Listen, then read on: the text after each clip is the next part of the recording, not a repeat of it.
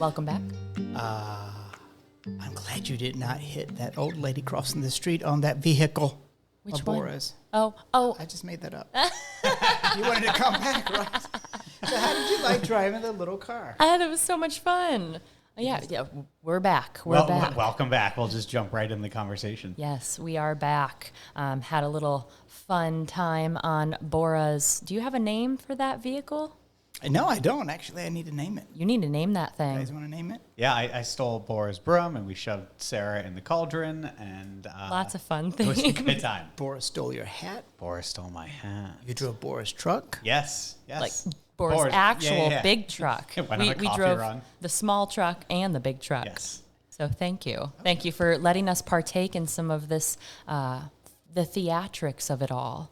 But we are sitting here with Brian. Do you want to say hi? Hi, guys. So How are you? this is the man behind the monster, I guess. Yeah, it's me. It's Brian. Yep. I'm boring. It's just little old me. BORAH. Hardly boring. People don't like me. They like BORAH. Oh, I wouldn't say that. I talk to you every time I see you on the begrudging. No, I'm kidding. I'm begrudging. Oh, there's Brian again. Hi, But to be fair, I don't know. I remember like at some point realizing that you were the same person. And I think I'd met you, I'd seen BORAH and like talked to BORAH, and then I'd met you and talked to you. And then independently, someone was like, oh yeah, that's BORAH. And I was like, what? Like, you're lying to me. Yeah. So what did you expect the person behind the makeup to look like? I mean, like, obviously you know there's someone there, but I don't know. I was surprised because you are a little more calm and collected and a little more introverted. Boring. No, than BORAH. And I think sometimes a lot of theater people tend to be like real, like even out of costume. They're a lot of times a little more out there. Yeah. And you were just Brian, which I was like, this is where does BORAH come from? Mentally, physically, what do you? Both. In both ways. So where does BORAH come? Well, I love Halloween. Yeah.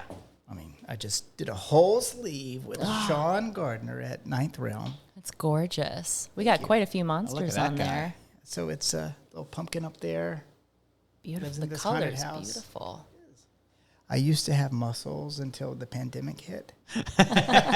These are toothpick arms now. But anyway, so I love Halloween. And my family celebrated Halloween in South Carolina. And my brother and I would always decorate the front yard. And we'd give out candy, chase people around, dress up like monsters, set up a cemetery. And so it's in my DNA, as well as Christmas is in my DNA. So I've always wanted to move to Salem, and family said that I could go. I had to save up my money, got a job during the summer, a couple of summers, and visited Salem.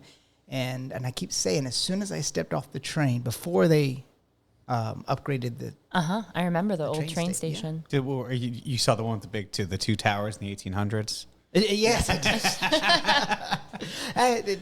It was just a little bench with a roof. And so as soon as I stepped off onto the ground, I knew that I was at home.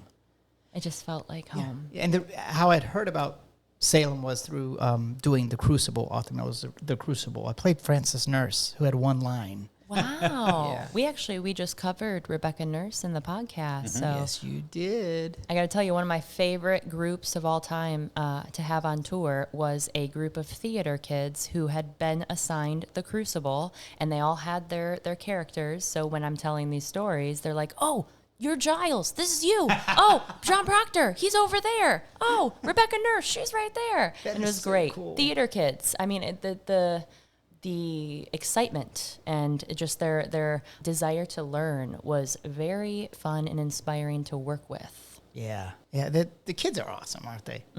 So theater is your background. So I studied theater. I studied theater at the University of Cincinnati College Conservatory of Music. I did not study the music part because I can't sing. But they had a great program. Juilliard at the time was #1 CCM was number 2, and I went to CCM. Very good. Yeah, and then right after that, I went to the Burt Reynolds Institute for Theater Training in Jupiter, Florida, and that was amazing. And then when I turned 30, I decided, wait a minute, I need to grow up, or Well, I hadn't made it yet, per se. Yeah. So I went to school and studied respiratory therapy, which is what I do now. And so then when I met my husband, I said, we got to move to the Northeast. We got to move to Salem. And this is, of course, after I visited the first time when I was in high school. And so... Was he on board? I had to drag him on board, yeah. So when we would always come to Provincetown every summer, and so we would stop by Salem every now and then. So we did one day, and we walked into one of the shops, Roost. Sorry, Roost. And that, for some reason, was where he changed it. He said, okay, we're moving here. I don't know what it was. I don't know. Okay, I think I know what it was. I do know what it was. I told the cashier, I said, please tell him how wonderful and awesome Salem is. And so she started rattling off all of these wonderful things about Salem. And he looked at me and said, I think I could stay here. So we went home, did some work on the house. A year later, we moved here in 2016. 2016. Yeah, which circles back to your question. 5-6 years? 5 Yeah, years? yeah. Not bad. Yeah. So I had no idea about haunted happenings. Okay. I had heard there was a parade. I'd also had seen online this German witch dance that blew up all over the world. It's got a very long name. I can't pronounce it. And it's these witches, they're dancing. It was infectious, this dance. So I wrote on Facebook, I posted, hey, does anybody want to learn this witch dance? Let's do it for the parade. So I ended up getting 18 strangers together. We had several meetings. I said, okay, we got to create these witch characters. We got to come up with how they smell, how they look, where they live, what they eat, how they live. And we've got to be these characters. And we've got to learn this dance. So all that happened, and we were in the parade, and I didn't realize when you reach the bandstand where the mayor and the council people are, you're just supposed to, maybe do something for a couple of seconds, and then you move on because the parade has to continue. So the dance was like 5 minutes. And so I'm like, oh, crap. Well, we're going to do it anyway, maybe. I don't know. So we pulled up. We walked up to the bandstand, and so we started doing the dance, and we were like a minute into it. And one of the counselors kind of motioned to go on, and Mayor Driscoll put up her hand, and she said, no, continue. Oh, my God. You had the mayor on your side. Yeah. So yes. we continued the dance, and we got the biggest ovation. It was awesome. And then someone said, you can street perform. Yeah. And I'm like, what are you talking about? Oh, there's a whole festival all month long. And I'm like, okay, this isn't just it. So This is just the start. This was just the start. So I started street performing, as you've seen me do. Yes. On Essex Street. So that's how BORAH came about. The green skin, I was inspired by all of the pop culture witches. Witch Hazel on Looney Tunes, the Wicked Witch of the West. Of course. This was before Wicked, I think, but maybe Wicked was around. I don't know, but no, Wicked was around. But yeah. To me as a kid, a witch is a fictional witch is green skin, big nose, big chin, warts, all the stereotypical wonderful stuff that just throws me back in my childhood, and a lot of people in their childhood. You are like the stereotypical witch. I think what most people assume when they come to Salem. That pop culture icon that we've learned to connect as a witch is what you represent. So did you rock the green skin the first go around, that dance? Like that was BORAH in its truest form right there, first meeting with the public, you were BORAH. Yes, that was very interesting. So I knew I wanted a green skin, a big chin, a big nose. So I found those 2 prosthetics. I found the right shade that I wanted. I had gone to Home Goods. Not Home Goods. What's the Goodies? The secondhand store. Oh, Goodwill? Goodwill. Thank you. Good Lord. Goodwill. And I just grabbed some rags, and with hot glue and duct tape, I made this costume. So I went to Rob at the Magic Parlor I made an appointment about a week before the parade, and I had a discussion with him. I said, this is BORAH. This is how this witch eats. This is the character. This is what I want it to look like. Can you do it? So I went back the day of the parade, about 12 o'clock. He threw everything on. We made some adjustments, and I said, this is it. And I was in street clothes with this green nose, makeup, everything. That was a sight. I walked home. You know where I live. You walked home like that? I walked home. No one, the excitement of Halloween was in the air. Yeah. The high school was letting out. I came walking home because I live right across from the high school. And no one looked at me like I was strange. And I'm like, okay, this is the place to be because you're not a freak. You're like, I'm looking weird and no one's looking at me weird. Right. You can be yourself. So as soon as I got in, about 3 o'clock, I put on the costume, I looked in the mirror, and it all came together. The movement, the stance, the voice, everything just came together. And then we went and did the parade. And BORAH was born. Yeah. Oh, God, that's magical. It was unexpected. So I don't know if you know this, but there have been there's always whisperings of who BORAH is, like, oh, who's the person behind the makeup. And there are also rumors that have gone around that there might be more than one person. And I had heard that you could tell who was behind the makeup depending on what you were wearing. And each BORAH had a different outfit. And that's how you knew who was behind it. Like, I'm not kidding. And I'll be honest, I told people this. So I have only made this rumor worse. And I think I bet you also told them about the tunnels too, didn't you? No, I did. Back in my old days working at the ghost tour, maybe. But we fixed that. But I think the reason I really bought into it, because Black Hat Society, I just assumed that there's this gaggle of people who have this room of BORAH outfits and they each pick. So A, is there more than one person behind the costume? And B, where does the name Black Hat Society come from? The first question, I must say I do need help. So if there's anybody out there that wants to play there's always room in my cauldron for more. That's all I'm going to say. Well, you fit in the cauldron, Sarah. You could just... Oh, she did. I did. She sure did. Wait, does that mean there are or there aren't? Oh, you have to wait to see what is in the next costume. Oh! Yeah. Salem's Black Hat Society. I was thinking when I did this street performance and when people would donate money, I thought I have to donate some of this money that I make in October to different charities in Salem. And I thought, well, wait a minute, Red Hat Society donates money. And I thought, wait a minute, Salem, Black Hat is a quote-unquote stereotypical witch hat. So why not Salem's Black Hat Society? I love it. Yeah. So correct me if I'm wrong, the ladies that would meet and wear the red and the purple? Yes. Yes. So there's lots of ladies in the Red Hat Society. So there may be lots of people in Salem's Black Hat Society that throws on costumes. You never know. One of the great mysteries of Salem. I guess so. Who is BORAH today? Has anyone ever really tried to get who you are? Asked who are you really? Yeah, though? yeah. BORAH, what do you think? Go away, you annoying brat.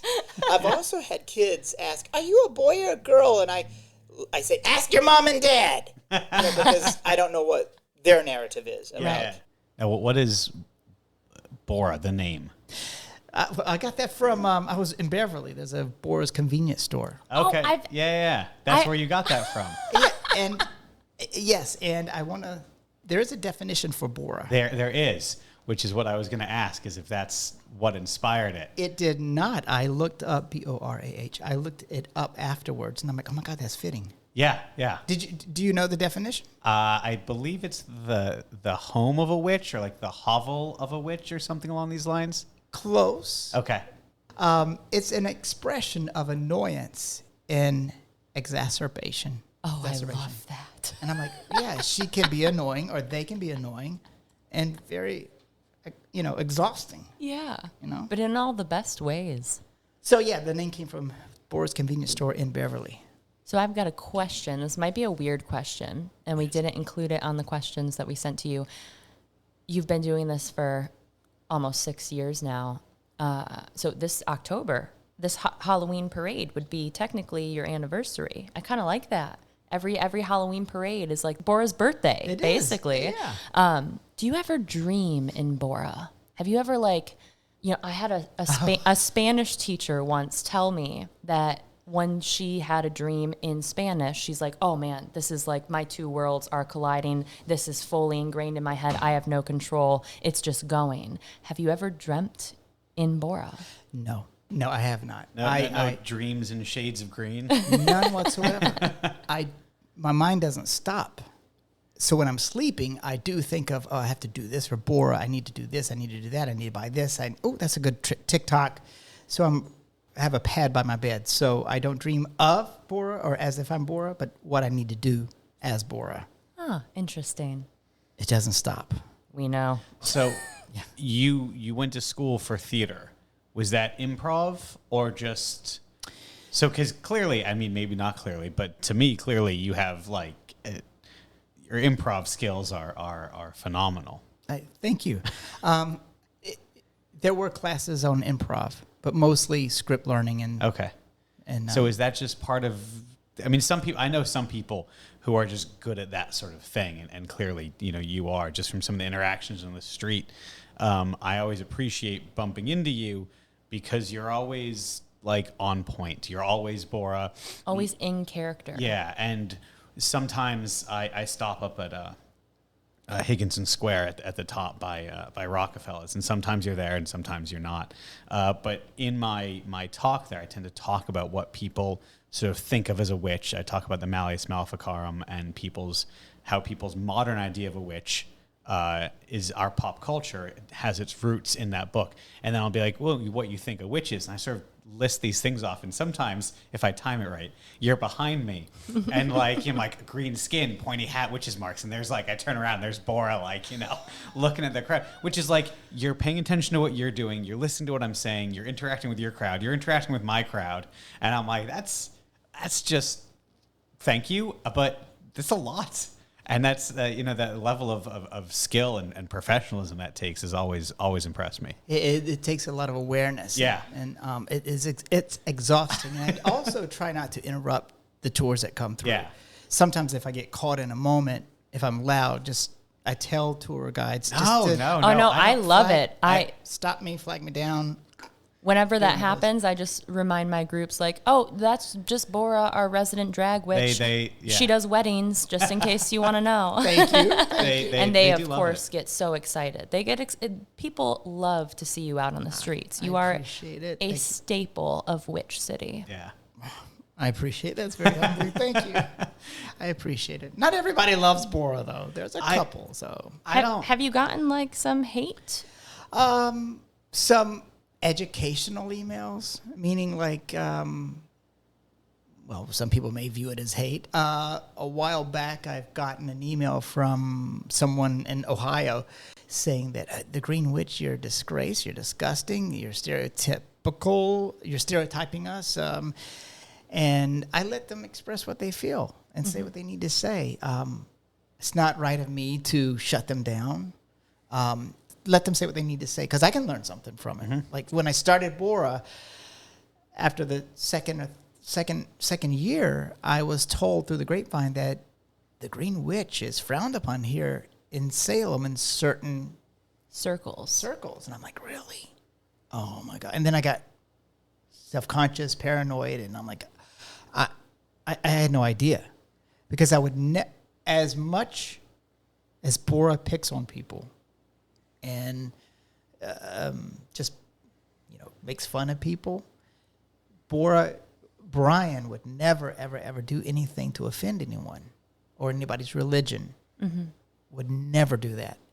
So what I hope that people take from this podcast or other interviews that I've done is I'm not doing this to poke fun at paganism or the Wiccans or other witches or any religion thereof. It's just, I'm not. It's a character meant to spread joy at the end of the day. I try. And I try. I get a lot of messages from people that are going through tough times, and messages from autistic people that have contemplated suicide, people that don't feel accepted in society, that thank me for, I guess, a conduit to, well, it might be okay to be different. It might be okay to have tattoos or to be gothic or to be gay or bi or whatever.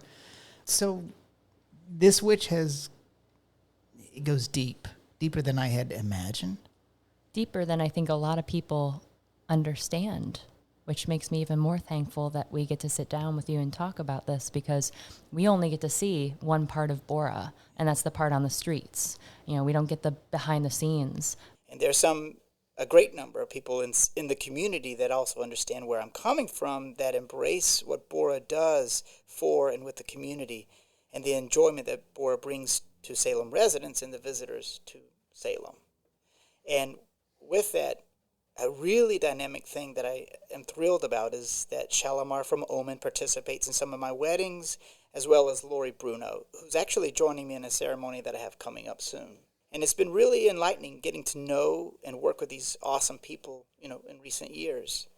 And I don't know if it's making a turn or making a difference, but there's an understanding of BORAH and the Wiccan pagan witch community, I think. And there are many tour guides also that use BORAH as an example of pop culture to bridge, the gap and educate their guests about the witch community. And it's been a fun journey. And I hope I just don't want to ever offend anyone. That is not my purpose. I think there is some controversy with the idea of that sort of concept of a witch. And I think that can come from several different sources, some of which have a pretty horrific history, and some of which are just pop culture related. The first sort of green witch that I could find was Margaret Hamilton in Wizard of Oz, and it was basically like Technicolor, and we're just gonna make her green because it's a little spooky, it's a little scary, and it pops on the screen. And that sort of seems to be the jumping point for that then becoming the idea of a witch. Sorry, but I think there's other things that also get attached to that narrative that can have a very negative connotation as well. But it's also one of these things that when you look at it and you look at it historically, when you look at things historically, there are so many things that have a negative history in some way, shape, or form. And I think it's how we address that and teach that and communicate that today that then helps people learn about those sorts of things. I mean, it's ingrained in me, the Green Witch. Like you said, Margaret Hamilton, the Wicked Witch of the West, and Witch Hazel from Looney Tunes. You even see some stores in Salem now that sell little figurines that are green witches. And so I hope we're coming together as a community to have fun and to educate and to show pop culture and to live coherently.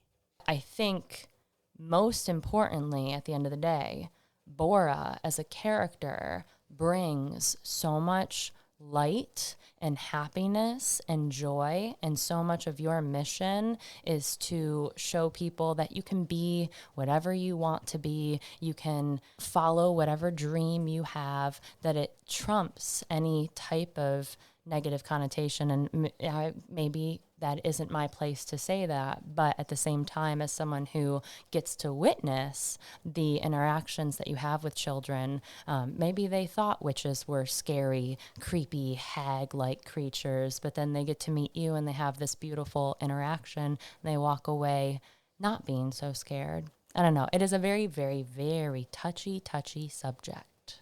And maybe this would change the narrative, what BORAH does, and make that connection between that community and the pop culture community, like I said. Yeah. Earlier.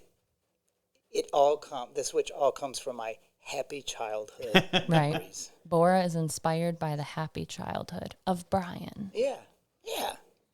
I got a grandmother that messaged me, and she said, I do these, I don't do Cameo, but I do my own through the website. And she said, would you please send my two granddaughters a message?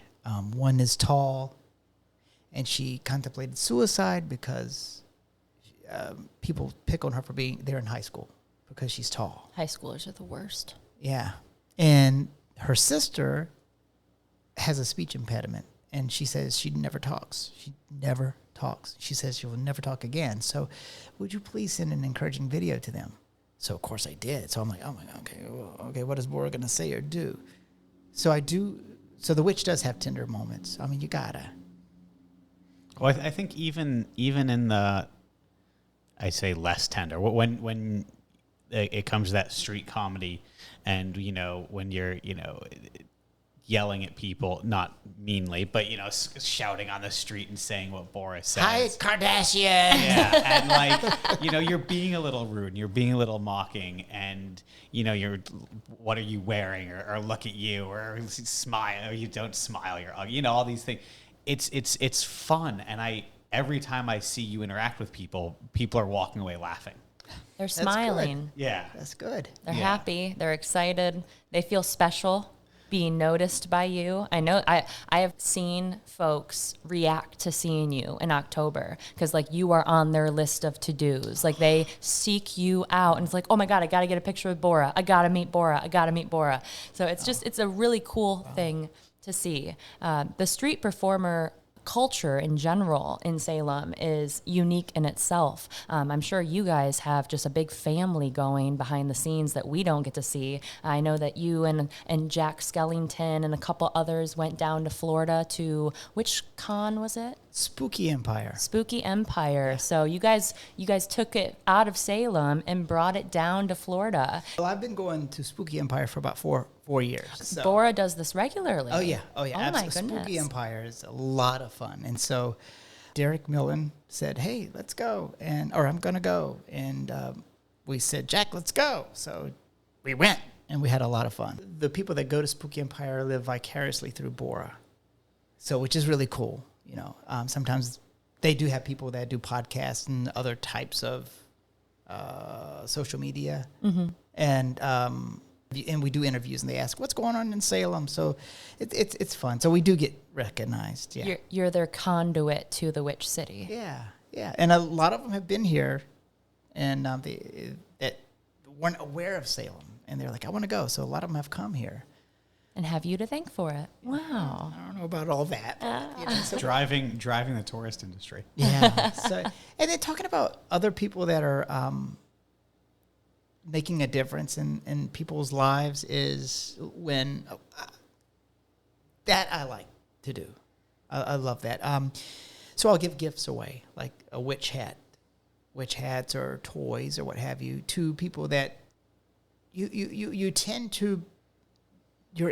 After a while, you can pick up on who probably worked a whole year to come here for the weekend. You can just pick up on people that might not be as lucky as other people, and so I'll give them a witch hat or a kid that has autism. I just have so many great stories, and I just love making people smile.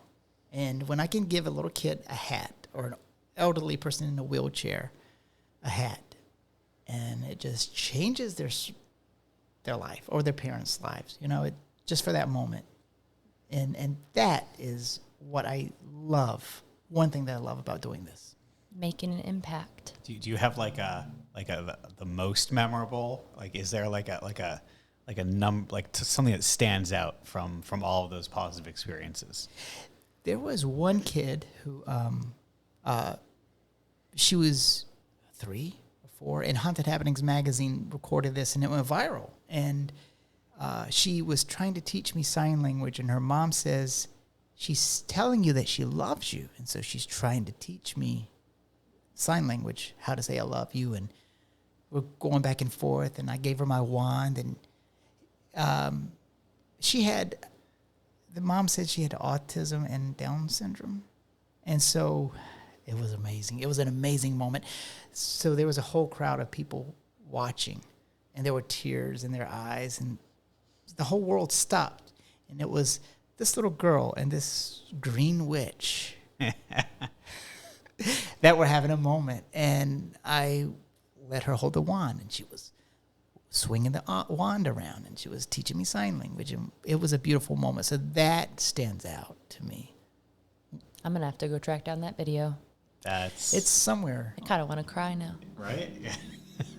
And the BORAH does not cry, but Yeah. you know, Came close. BORAH, you have not cried in this? I got teary-eyed with that kid, and I have gotten teary-eyed at several weddings that I performed. And Ty Hapworth, who takes a lot of the photos at my weddings, afterwards, a couple of times he says, you started to cry. BORAH doesn't cry. I know, Ty, I know. Okay, let's keep it between us. But even the weddings are crazy, fun, and I do have tender moments. And it just strikes me as so cool, odd, that these people that are being wedded or a wedding vow renewal by this witch, and I'm just slamming on them, making fun of them. So how does... they have a moment where I do have a tender moment, and they cry. The family cries. We have tears. It's amazing. So you're able to give them that mixture of hitting them with the funny jokes, but then also the love and the... So what is a BORAH wedding? So I recently officiated 2 of my brother's weddings. One was in October, and one was in this past, oh goodness, May. Sorry. I remember you talking about that. Yeah, and the first one was more difficult, I think, than the second one. I'd never done it before. He asked me, can you officiate? And I was like, yeah, sure. Like, why not? Like, that's easy. I talk, and like, it was like very emotional. Like, I was crying, the crowd was crying. He was like, my sister-in-law needed like a handkerchief, and then the next one wasn't quite as emotional. I think a little experience, I was able to hold it together a little more. But there was, still people crying in the crowd and everything else. So, good job. But that's like how I feel like probably what I did is very different than like what a BORAH wedding is. So what does a BORAH wedding entail?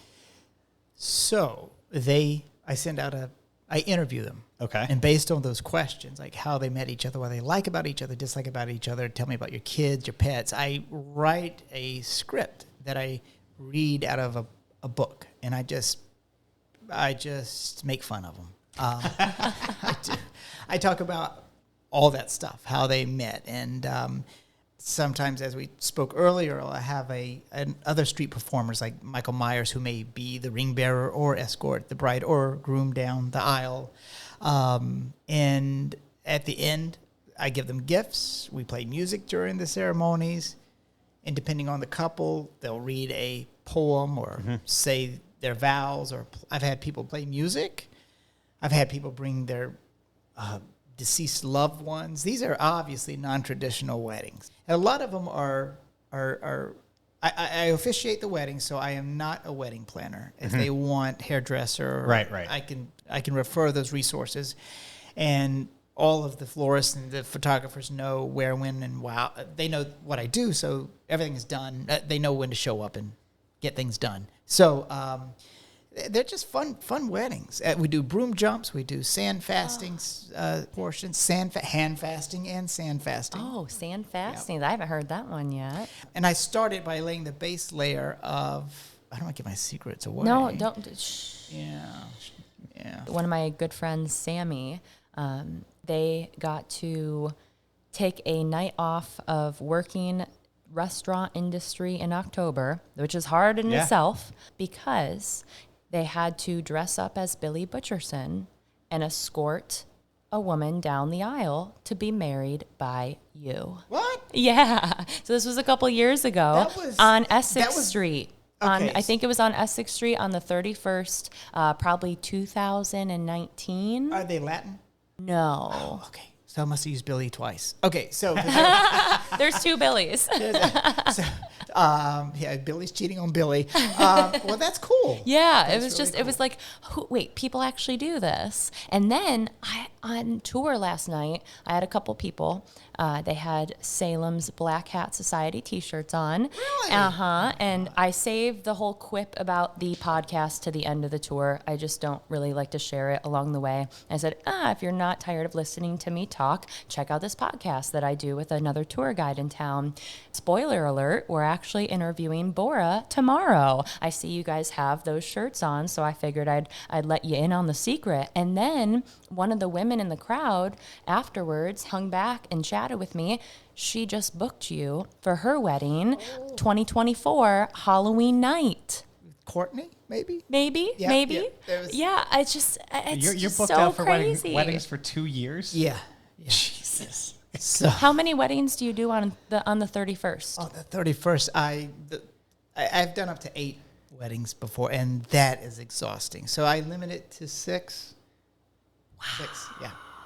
Yeah, they're about 20 minutes each, so I allot an hour per. But then all the prep work that goes into It's a lot of prep work. And I'm doing one now. It's a double wedding vow renewal, these 2 best friend couples. And I'm like, how am I going to do that? So 4 people to work with. Yeah. I just saw... Make a joke about swapping partners. That could be in there. I saw a news article recently, and I can't remember where this was, it was recently. They did a mass wedding. So there was like 200-300 couples, and I guess the majority of them had either scheduled or tried to schedule or had been planned in the past like 2 years during COVID or whatever, or lockdown. And everything was pushed back or venues were canceled. So they were just, I can't remember where it was, but I saw the article and they all just got together, and like some of them were in their like wedding gowns. Some of them were just in like, those like t-shirts you can get that are like tuxes and dresses. Some of them were just in jeans, and everyone there all just got married together. That is awesome. Yeah. So much love in one place. I'm trying to get Spooky Empire to do a mass wedding. BORAH would love to do a mass wedding there. So, and that might happen. I don't know. That'd be cool. But speaking of COVID, there was a couple that I did an engagement with them. He wanted to ask for a hand in marriage, so we did it at the one of the restaurants downtown. And then they said, "Hey, can you do our wedding?" Which fell on COVID, the year in October 2022, and the place, there was a fire and it got burnt down, so they just went to Vegas and had their wedding. So they were going to fly me out to California because I'll go wherever and do a wedding.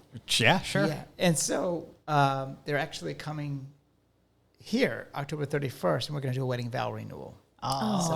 So they still get Oh yeah. May I ask how that engagement went down? Okay, well, I hope he's not listening.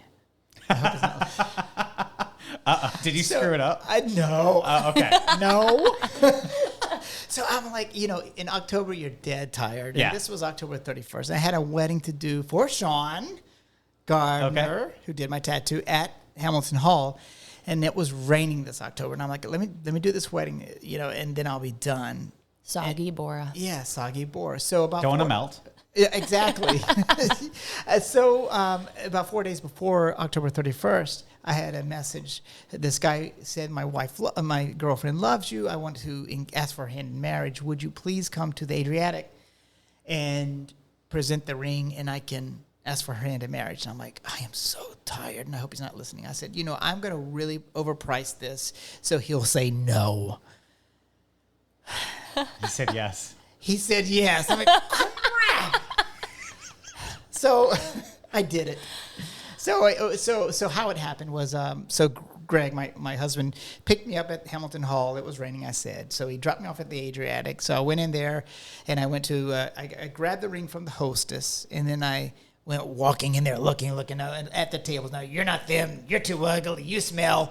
Why did you cook your food? Eat it raw. Mortal. And I said, oh, hi. And I looked at them. I said, hi, you two look like you love each other. Bad choice on both of your ends. So I said, here. And I slammed the ring down. I said, do your thing.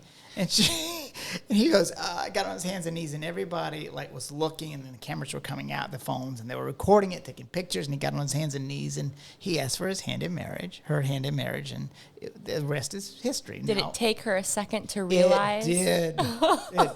It did. She was crying, And he owns a tattoo studio in California, and they love vampires. So this script is a lot of fun that I've written for them, and it's very sexual and it talks about drinking the blood.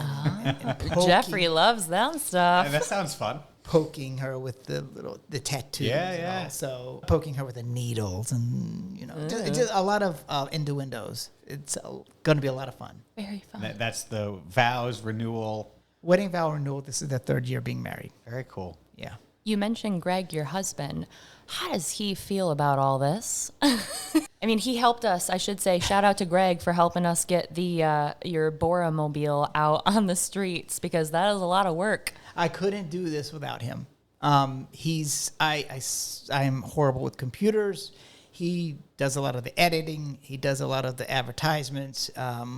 So he is very introverted, and I'm extroverted. So he tolerates it. He tolerates it, and I could be on my phone answering, responding to messages, as I'm sure you guys can, 24/7. So it would drag out after 5:30. I would be doing it at restaurants. I do it in the bed, and he says, "You've got to have." He balances me out. You've got to have hours of operation. It stops at 5:30. Yeah. But I can't. Or if I am looking in general after 5:30 and I see a message, if I don't answer it right then, I'll forget that it's there. Yeah. So I have to answer. I'm so guilty of that. Yeah. Right? You have to, or otherwise you'll forget that you have that message. What are you doing? I got to answer this message, or otherwise I'll lose it or I'll forget it. So how does he deal with it? He grounds me. He says, pull back. Takes the broom away. He pops me upside the head with a broom. Yeah. So, and he does the hard work, like pulling out the car or what have you. Picking you up, dropping you off. Yeah. Well, I drive, and I pull the cauldron out myself and head to Essex Street. That's a lot of work. It is a lot of work. And on those hot days, too, I'm sure that costume gets extremely hot. How long does it take you to get ready? An hour and a half just for the makeup. Just for the makeup. Yeah. And now I'm assuming you do that all yourself now? Yeah. Yeah. I could not afford to have somebody do it. I mean, I just can't. Yeah. So an hour and a half. Oof. yeah. And there are steps of me doing it. I do this, I do this, I do that, I do that. Mm-hmm. Speaking of doing the makeup and trying to do good for kids and for people, there's a kid who has autism, and he is fascinated with Jack Skellington and BORAH. So his mom said, hey, can you kind of show him that this is makeup and Jack Skellington, that, what his secrets are. So Jack's going to do his thing, and I'm going to do my thing, and I'm going to start off as Brian, and I'm going to show him what this is makeup. And I'm putting the makeup on. I'm going to show him the transition from Brian to BORAH, so he's not scared, so he understands. So that's going to be fun. Aw. That was kind of random for me to say, but No. I like that. I always assumed that it was kind of like a secret behind the scenes thing. Have you ever?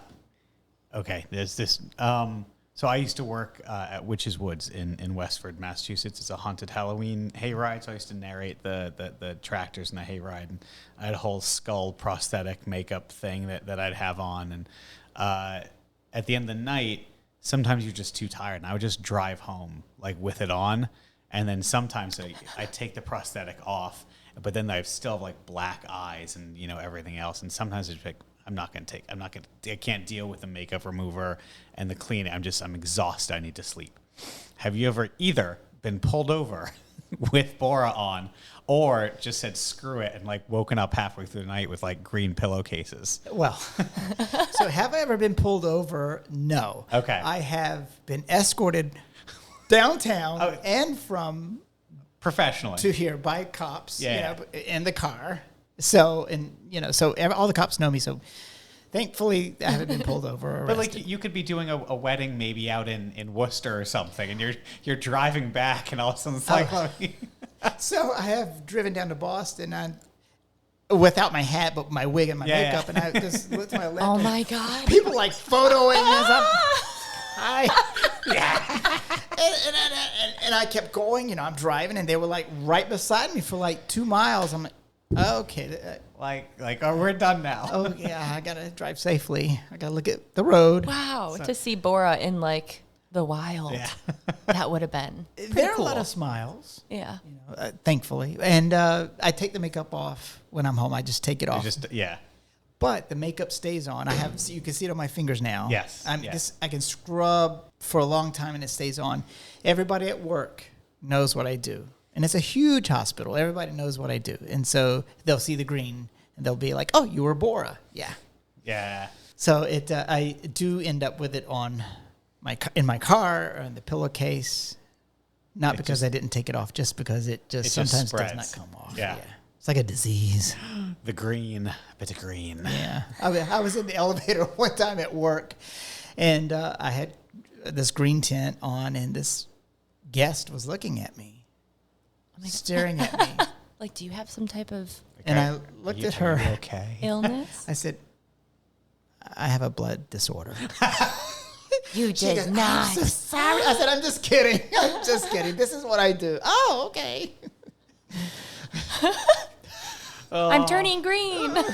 So the look on her face, I think she wet her panties. Yeah. What do your coworkers think of BORAH? Oh, they support it 1,000%. They support it, yeah. I think a bunch of nurses and respiratory therapists are coming to the Halloween Boo Bash. Oh, that's great. Yeah, They're so- like, yeah, that's my coworker. I know them. They're very supportive, and I really appreciate it. And they, like a couple of them, like, we're gonna hang the signs up for you, the posters at work. So they're in the units, and they're big posters. They're not little posters. Yeah. They hang them up. They're all over the hospital, and they're like, okay, I'm gonna take off, or you can You can go do your go do thing. your thing, yeah. Like I was cast in Hocus Pocus Yes. too, and I'm like, and they wanted me to work another day, and I'm like, no, I just got back from. I can't take off any more time, and so 2 coworkers, I was telling them this, they said, no, you're doing that movie. You're freaking doing it. And so they got on their phones. They looked at the schedule. They said, okay, we got it. You're going to trade. So they rearranged my schedule, who are not supervisors or managers. They're just coworkers like me. And they said, okay, we got it. You're off. You're doing the movie. So you did Hocus Pocus too. I did it. I don't know if I'll be seen, but I Right. did it. So if I remember correctly, you're not green. Yes, this is what I heard. That is the truth. So I submitted BORAH. Yes. And then they said, yeah, we want you to do BORAH, the casting agency. So when I went there for my COVID test, there was a long line. I mean, even the casting crew, well, okay, you're the Green Witch. Right. You're BORAH. Perfect. And so I was out of costume. They saw my paperwork. So anyway, long story short, they said, bring all your costumes. So I did. And when I got there the first day, they were like, okay, they want your costume, but they don't want the makeup because I've licensed the character and they want to own all of their characters. Disney. Oh. I'm like, all right. I guess I'm not surprised at that. I'm not surprised at all. Because That like makes- there that could makes be sense. like little BORAH figurines. I mean, you could be like the next Billy Butcherson. I wish. So I can see how Well, no. So because they asked my company or they asked me if they could use my logo and branding in that as well. Yes. And I know you saw some of it on the side of the I trolley. took a picture and I sent it to And you. you did. I wasn't going to out you for that, but thank No, you. that's okay. I did that for who else? It was Odd Meter. Odd Meter, Count Orlocks, a couple other people. So yeah, so I have that. Hopefully, I've heard that like the trolley itself is like a character in the movie that is used. Really? Like it's like maybe like the bus driver from the first one. I'm Are we not- gonna see like a parallel with the don't trolley know. driver? That Yeah. would be quite funny. But- That would be cool. Whoops, I keep banging things. But once the movie had wrapped and it was done shooting, I shot a message to whoever had contacted me originally, and I was like, "Can I have that sign, right? That you printed out, that you made, that was on the side of the trolley? I would love to have that. If I have to pay for it, I'm totally okay doing that." And they said no, because it's a prop from the movie and it has to go into storage just in case there's any reshoots or a sequel or anything like this. So it's just going to be sort of stored in the Disney vaults till the end of time. And I was like, I think Jeff That is cool. almost had an aneurysm. I was like, well, I wish I could have that. That's literally my face in a Disney movie. But the fact that my face is then going to be stored in the Disney vaults is just as cool, just in a slightly different way. So I guess I see, and then they're not letting you be you. Yeah. There's a TV show about the Disney vaults and Yeah, the props. yeah. So, So who knows? Maybe 30 years from now, they'll be going through the old Hocus Pocus 2 stuff. yeah, that would be so cool. They So pull it out. in the movie, you don't have the green face? No, Do you I don't know if we can talk about this. Do Yeah, you have? They told me they did not say I couldn't talk about it. Okay. So- Do you still have the nose and the chin? No, it's This is no good. prosthetics. I was like crushed. I was embarrassed, because people, believe it or not, when I showed up with with Brian's face and BORAH's costume, there were a lot of extras. I was an extra in it, and so they were like, that looks familiar. People recognized me without the makeup. They're like, "Are you BORAH?" And you're like, I don't Kind of. Yeah. I am. Yeah, it's embarrassing, because it was, Right. Because It's not your full form. when I walk out of the door, I'm in character, and I stay in character the whole time. So here I am in front of these people with, in character but not in character, So anyway, so the last day, I got a message in the morning, an email from the talent agency saying, "Hey, they want to use BORAH, the green makeup," and I'm like, "Oh, okay, great." So signed this release form, So Greg had to help me fill out the paperwork because it takes an hour and a half to get ready, and I woke up at the last minute, so I'm throwing the makeup on and everything, and so I get out there, and there was another message from this lady named Sullivan, who's in charge of something. I don't even know what the title was. There's so many. Disney has so many people. So I show up to makeup, and the head makeup lady says, "Why are you in green?" I'm like, "Well, because I got this message from the talent agent and from the Sullivan lady who's in charge of what." She said, No. This is all taking place in one day. You need to be the same. No, you can't do this. I'm like, "I'm doing what I was told. I'll do whatever you want me to do." You know? No. And so she had to call somebody who had to call somebody who had to call somebody who had to call Disney, who had to call Mickey Mouse, and it just so an hour and a half later, it came back down back to her. She says, "You got to take that off." Oh my God. So I should have been already on set because we were with the same people that we've been with for several days. They had already gone, and I'm getting messages from them. "What's the holdup? What are you doing? The Sanderson sisters are going to be here, the real witches." I'm like, "Oh my God, I don't want to miss them." So I went back to the hotel, 5 minutes away, took it all off, 30 minutes, 20 minutes, and I went back. They got me into the regular old, no prosthetic noses, just makeup. I look like a drag queen. No, I mean, like, they glitter lips, glitter eyelash. I'm like, this is not, whatever. So I got on the bus, and they drove us to the set, and they said, "Everybody go to the tent over here, and we'll call you when we're ready." And I'm like, the heck with that? I knew where to go. I said, no. I'm going to go catch up with my group. So I got off the bus, and I hauled butt down an alley, ran by 3 black SUV trucks with a driver in each one. I'm like, oh my God, that's got to be the sisters' drivers. And I just ran by. Nobody, the windows are tinted. I don't know if they were in there or not.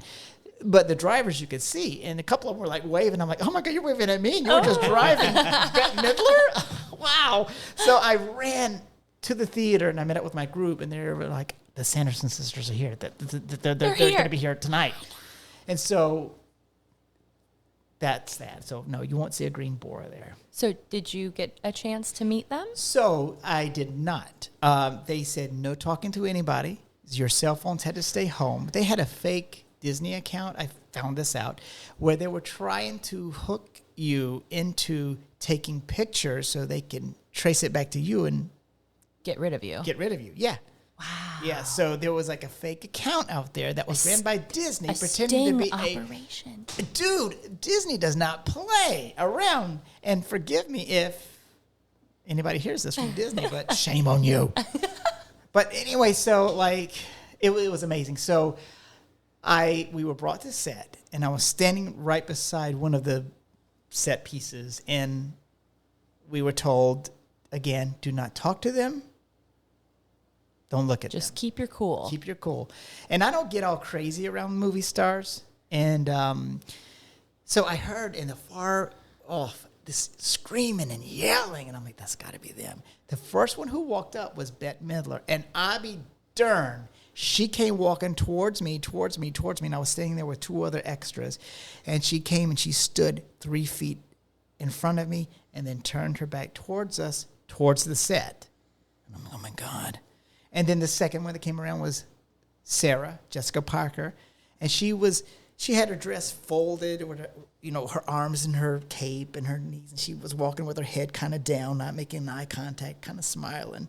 People were screaming, and she turned around and stood beside Bette Midler, and then the third one, my favorite, Mary Sanderson. She came walking by, and she stood there, and I'm like, they're 3 feet. They're 3 feet in front of me. This is amazing. And I had this little teenager who was not born when the movie came out. Just like, I like doing extra work. They call me and ask me to do this movie. She's talking, and I'm thinking to myself, shut up. Take it in. You do not know what's in front of you. Just shut up. I'm thinking. I didn't say that. And so Bette Midler took off her glasses. She folded them. She put them on the set piece under a cushion. And I'm like, wow. And then they were joking around in between takes. And at one point,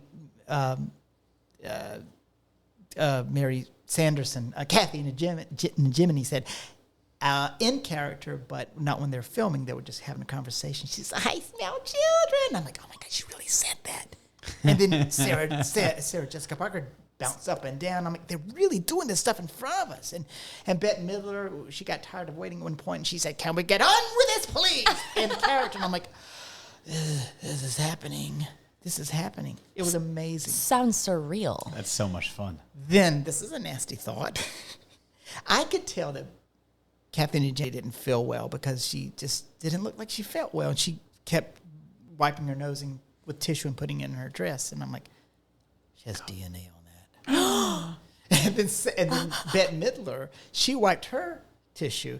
And she reached her hand out like this and didn't even look. And her assistant came up and grabbed it out of her hand. And I'm like, there's DNA on it.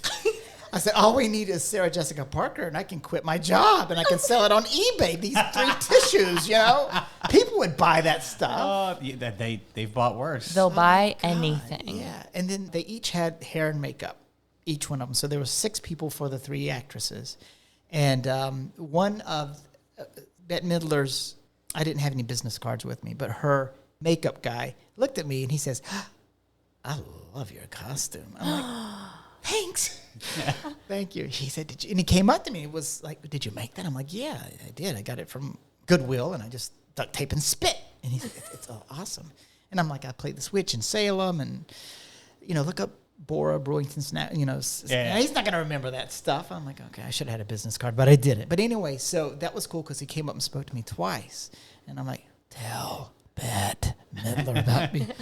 I'm thinking that to myself. I didn't tell him that. But anyway, and then one other thing was Bette Midler was looking for her assistant. They had walked away. And so she turned around and she walked kind of towards to the side of us and looked down, and she had this confused look on her face. And then she walked back to where she was, 3 feet away. And then she came back again. She was looking for somebody. And I was like, I almost said, Miss Midler, is there anything that I can get for you or someone I can find for you? But I didn't because I didn't want to get fired. But she was looking for her assistant because her teeth were coming out. This is no lie. She was looking for that guy. Her teeth, he had to glue her teeth back in. I saw, they did it with their back towards us, so I didn't actually see it happen, but I know that's what they were doing. I'm like, that is the stuff, the secrets that you were privy to. Was stuff that that you don't see. And then I saw the dance scene. I saw her singing live. You saw her singing live? Because there's a song. They do a song. Oh, my I'll put a spell on you, but... Did you get to dance in it? No. Standing on the side. You're probably not going to see me. Yeah. Now I'm curious to see what this other rendition of BORAH looks like. Yeah. Thanks, Disney. You're like, you ruined me. Disney ruined me. Oh, that's fabulous. I am a huge Hocus Pocus fan. Who's your favorite? Sarah. 100%. Sarah. Sorry. I'll be frank about this. Growing up, I just loved boobs. So Like, and who doesn't love Sarah? She's gorgeous and she's funny and like the dancing around. Jeffrey, who is your favorite witch or character in Hocus Pocus? And everybody loves Billy Butcherson too. Oh yes, everyone loves Billy. I mean, as a, I don't know, I don't have a particular favorite. I think that the whole, it's like a puzzle, right? And you're like, which piece is your favorite? And you're like, I don't think any of the witches. I mean, they're all pretty great. Hi, any of the witches are quite any of themselves without the other ones. Yeah. Right? So you're like, well, cool, like Sarah's great, but half of her bubbly bounciness comes from how she interacts with the other her two sisters, yeah. You know, so you're like, it's like a whole thing. Yeah. So I don't know if I could pick a favorite, even all the other characters. You know, I guess that's sort of partly in any movie, but like Hocus Pocus, I feel is sort of, it's a thing unto itself. Yeah. Each character has taken on so much meaning Yeah. and so much more than what they started with. I mean, if we all recall, it was a flop at the box office when it first came out. And now, I mean, it is a staple, not just in my October viewing, but year round. I throw It that is thing year-round. on every month. And I think this Hocus Pocus 2 is probably one of the, I read that it's one of the highest anticipated second release movie ever. I can't believe they actually did it. I'll be honest. I did not think we would ever Because see for a sequel. years, and I don't know about you, but like as tour guides, I'd get asked, you know, especially because we stop at the old town hall, and you know, like I get, oh, this was a set, etc. And like you see all over Facebook, you're like, oh, what are the sets? Where can I visit? The Hocus, and you're like, okay, like let's ruin everyone's hopes and dreams. The Sanderson sisters were never here for the filming of Hocus Pocus.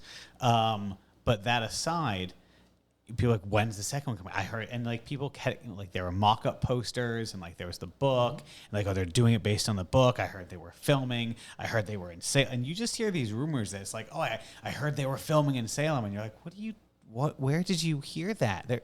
And like I'm talking like back in like 2018. Yeah, I remember hearing like months that they would be here. Yeah, Even like yeah. there was a schedule that just materialized out of nothing. But that's how Salem's stories and legends come about. I heard they were actually filming in the tunnels. Oh my God! Jeffrey, you in the tunnels. No ghosts. The Sanderson sisters weren't here. We had a listener write into us recently who is currently doing a D&D game, Dungeons and Dragons, and takes place in Salem, and the characters are a couple high school students. There's these weird happenings around town that they're trying to discover, you know, what's going on. And they said that they're using the podcast as their inspiration to kind of inform on the history and these places. I was like, oh my God, that's so cool. You just made our week. Wow. But first off, let me just ask, is there a haunted pepper ghost in the tunnels? And they said, there is now. How about an elephant that's drunk off his butt? Yes, please Drunk add elephants that too. and haunted pepper. That's what we're all about. So I met Jason Martzen, I think, the voice Yeah. of Binks. We talk regularly on Instagram. Do you really? So he had walked by one year and took a picture of me, BORAH. And so I saw it on Instagram. I said, why didn't you stop by? He said, I was scared that you would, like, Curse you? embarrass me. Like, well, yeah, darn right I would. I said, next time stop by for a picture. So Is that it? Is that the answer to the question that we asked BORAH? what's that? The most famous person you asked? Oh, yes, it is. So we've been chatting, and so I'm excited because BORAH is going to be going to the House of Mouse Expo, put on by the Main Street Mouse, and she's going to be interviewing Doug Jones and Kevin and Jimmy, Mary Sanderson, and Jason Marston and stuff. So BORAH is going to help out some way. So I'm excited about that. That's January, the weekend of the 22nd. So Very cool. yeah, so that's really, it all kind of comes around. You've All got circles around. This is a lot of fun. You've got such a full and like vibrant schedule. Lots of things, weddings, events. your ball. I mean, it's Canada. never Canada. It's never ending. Tell us about the thing that you're doing over in Canada. So it's the Great Canadian Halloween Market, which is September the 17th. It's their first one. So it's a lot of vendors, and they're going to have a Halloween costume contest. So BORAH's going to host and judge the Halloween costume contest, and it's going to be a lot of fun. So they're sponsoring myself and Greg. I said, I can, it'll just be me. They said, no, just bring Greg. And so they're like paying for the hotel, flights, picking us up, dropping us off. So, BORAH's a VIP. oh, I'm just very honored and thankful for that. That's really cool. So, yeah. Did you ever think that this is what it would turn into? No, absolutely not. Is there ever any hesitation about it? Like, does it ever feel overwhelming? Yes. Do you ever regret going so far with it? I do get overwhelmed at times, and it's like I tell myself sometimes I need to pull back, I need to slow down, but doors just keep opening up, and it's like, How do you say no? Yeah. Yeah. Like the Halloween Museum here in Salem. Now we have a BORAH display, which is really cool. You do? Yeah. I haven't been in there in good Lord, 3 years. That is We'll have to one of go my check it out. favorite attractions, because they have a lot of stuff from our childhood. He's got a blueberry box of blueberry that's like really rare, and it's like, I have a very this bad place. habit of going to things like when they first open, yeah. and then never going back. Not because I don't want to. It's just like, oh, there's this new thing. I'm going to go check out the new thing. And then I go, and then I'm like, oh, I should go back. And then it's 3 years later, and you're Yeah. like, I haven't been back. And so many places in town change Yes. and evolve over time. So we should definitely go. Maybe we could do an interview in there. You should. Tim is great. I mean, he's probably shy. He's shy, but He might be into it. he might be into it. So yeah, he's a great guy. He just knows Salem. He's a great guy to talk to.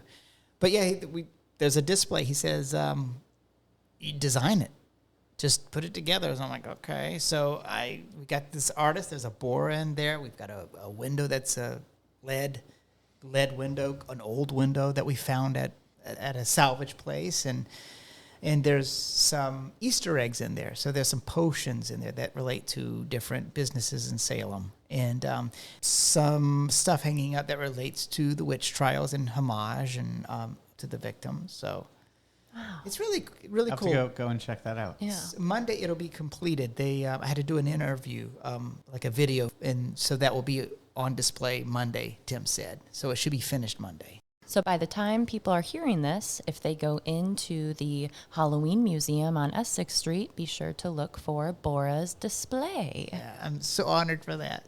You said that that's one of your favorite attractions. What would you say is your favorite thing about Salem in general? That is such a broad question. I mean, that is a specific question, but the answer is broad. I'm sorry. Because I love everything about Salem. I love all the restaurants. I love walking at nighttime around Salem because it's so spooky.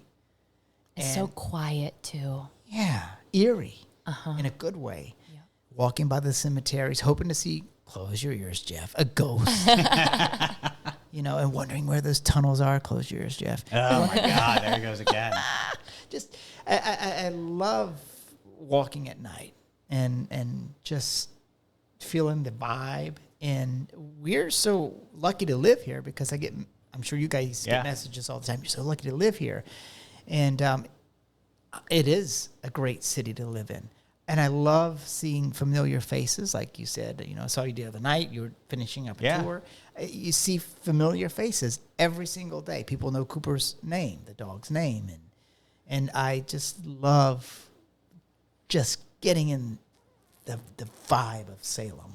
As much as we see tens of thousands, hundreds of thousands of people come to the city throughout the year, it still holds on to that small town vibe, which I so appreciate. You see the same, I mean, walking down the street, there's a good chance you will see 2, 3, 4 people that you cross paths with on a regular basis. Yeah. You know the shop owners, they know you by name. It is just, it's such a community here beyond what I think people see as, you know, Witch City. It's deeper than that. Yeah, yeah. It's like we're all a family.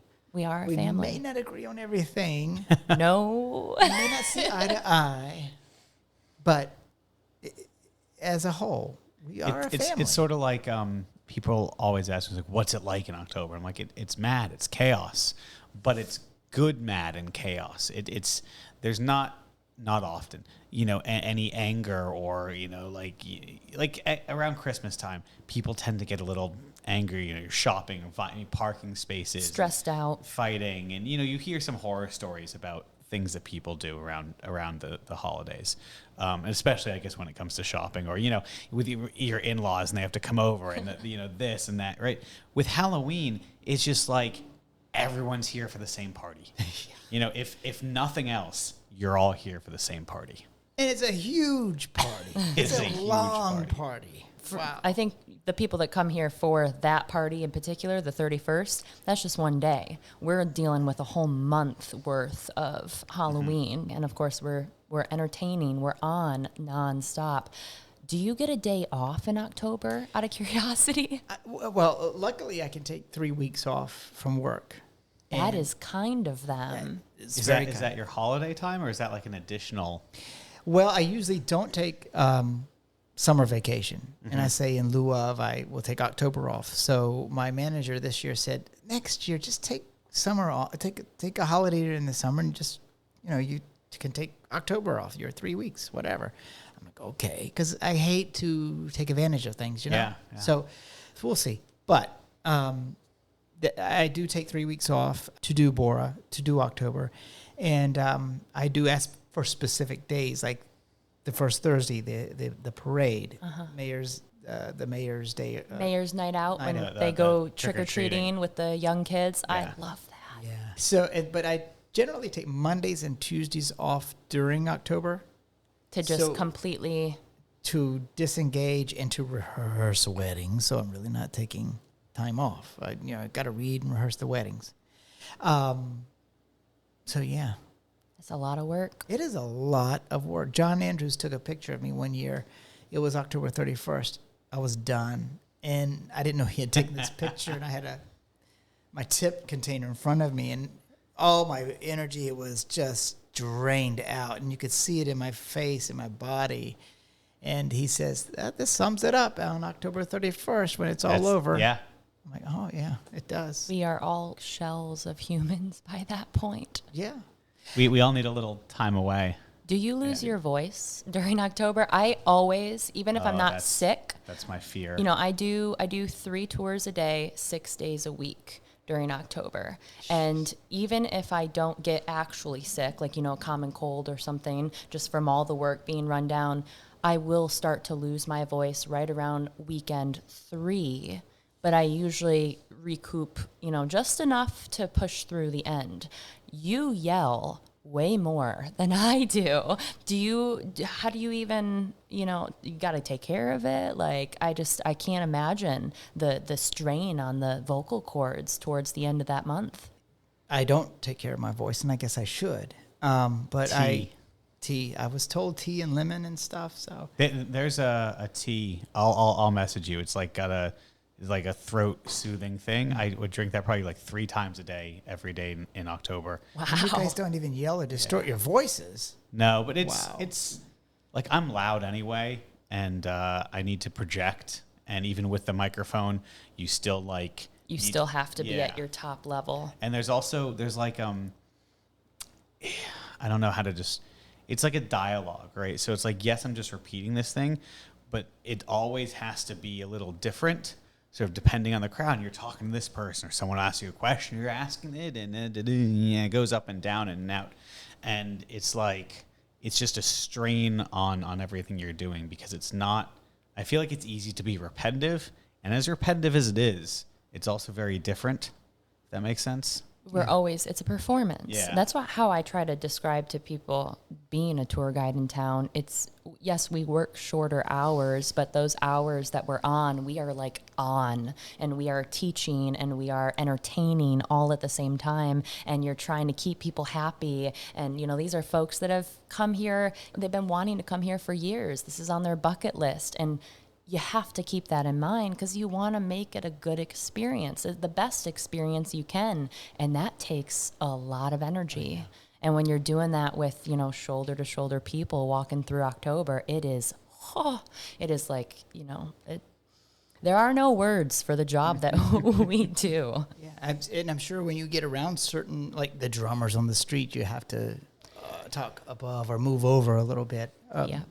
Because there are, in addition to BORAH, there are other loud street performers that you have to contend with. I think, we've, yep.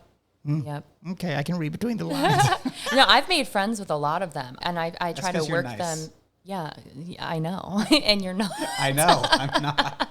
It's my Midwestern blood. I just try to keep everyone happy, and like, you know. Maybe I should focus more on my Canadian roots and be nice to people. And honestly, and I think we have a different perspective too, because I've been coming here since I was a teenager. My dad lived here, and I remember coming out on the streets during October, during even the summertime, and seeing the street performers, and just being so captivated by the fact that someone could do this, could be out in front of others in this completely different persona. I have the same experience, just not here. Because I'd go to Key West and see all the street performers out on the Sunset Pier. Oh, yeah. Oh, do you guys remember the guy who played Nosferatu? Yes. He was my Steve. favorite. So if you've been to Salem within the last, I don't say like maybe 10 years, I know he retired recently. 2 years ago. 2 years ago, he used to, I would post up at the Red Line Cafe with my coffee, and I would just watch people watch. And he would go into his statuary stance and not move. And people, because the makeup is so good, he's got his hands on, he's got the teeth in, he's got the contacts in, he's got like maybe 5 to 6 inch platform shoes on.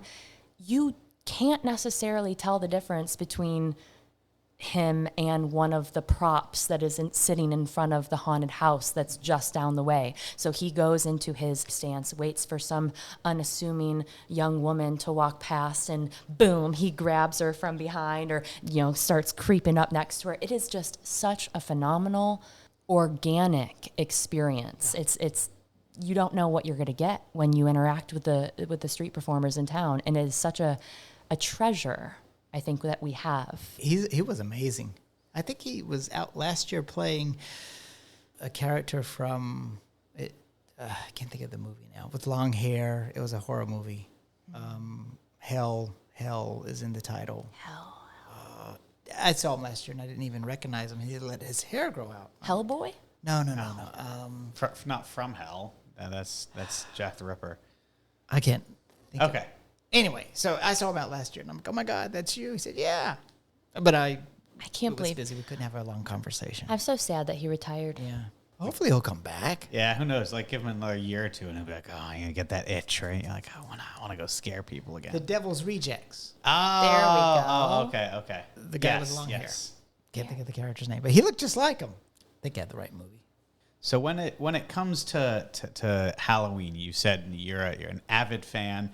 You love all the Halloween stuff. We've talked about a few horror movies. Do you have like a favorite horror movie? Yes, Halloween. Okay. The original? Yeah, the original Halloween. Michael Myers.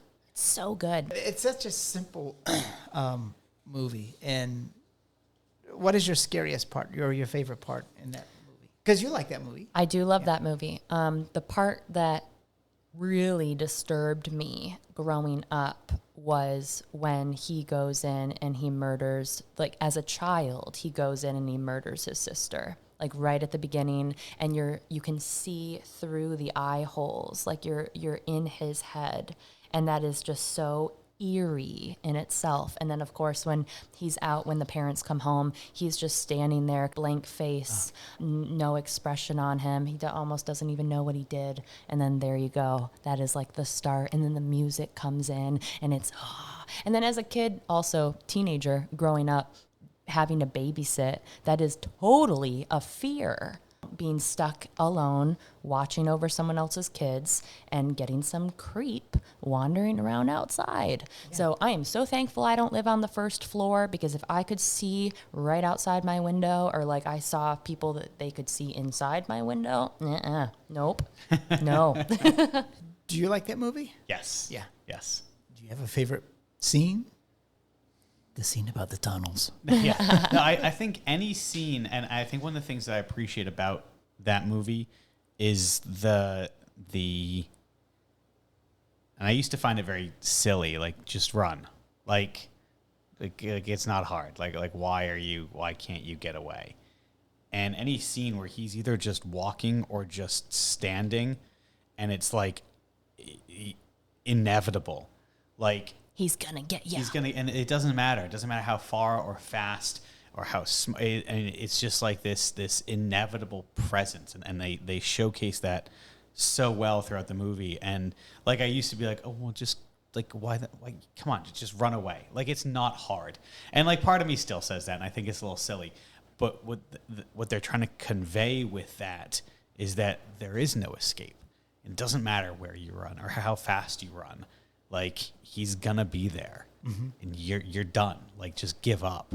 And it's a little like such an interesting character too, because he's not running after you like some crazy monster. Yeah. He is quiet and slow, and no matter where you go, no matter how fast you may run, he is still gonna pop up somehow and get you. It's like a different type of fear. Like, have you seen 28 Days Later, the zombie movie? I have not. The zombies in that move, like they move fast, and they jump and they break and they run, and it is like you're like they're gonna get you, right? And it's the same, they're gonna get you, just at different speeds, right? Like in 20 Days Later, you're like there's nothing. These guys are literally gonna overrun like a swarm of ants. And that's it. Zombies are supposed to be slow. What are they doing? Oh, no. They're supposed to be slow. 28 Days Later, it is an artistic masterpiece as well. Oh. It's really, really, really well done. But that speed is unescapable, just as in Halloween. That lack of speed is inescapable. Still somehow inescapable. Yeah. Do you have a favorite scene? There are two. I love when they pull up, the doctor and the nurse lady, when they pull up to the insane asylum and they're just kind of walking around out there. That's so spooky. Uh-huh. And then when the detective and the policeman and I guess the guy who's trying to find, I can't even think of his name, trying to find the psychologist or whatever, when they are in the house and they find the dead dog, that was sad. But that scene, when they're upstairs and this light, I guess, bangs against the window out of the blue, that right there scared me. And for some reason, I just love that because it's so simple. And it just scared the living daylights out of me. They made some good decisions when it comes to fear in that movie. But it wasn't super gory. It wasn't like in-your-face terror. It was psychological. Yes. So well done, subtle, but also had just enough. I mean, I don't know if you guys remember the scene where he goes to make his first, I think it's one of his first kills, and he's going after the babysitter that just dumped the kids on Jamie Lee Curtis, and she's hooking up with her boyfriend. Her boyfriend goes down to get like a glass of water or a beer, and he stabs him, and he pins him to the wall. Turns his head, looking at his kill. And then, my God, this killer has a sense of humor, and he shows up in the bedroom with the sheet over it with the boyfriend's glasses, and I'm like, that is so weird. Yeah, like I kind of wish we would have seen that couple minutes there when he was putting the sheet and the glasses on. Like, he's like, I'm gonna make fun of her. I'm gonna get her on this one. I'm gonna spook her up. It's gonna be a good joke. Speaking of favorites, favorite horror movie and whatnot, do you have a favorite witch or wizard? I know we touched on this in BORAH's interview, but I'm assuming that Brian might have a different answer. Is Elvira a witch? Is Elvira a witch? I don't Or is know. she a vampire? I'd be careful Or is she because Elvira? like our listeners will come at us. Or with is she this. just Elvira? Okay, so my favorite witch is Witch Hazel from Looney Tunes. She jumps up in the air, she cackles, she's innocent, she's fun, but she wants to eat that rabbit.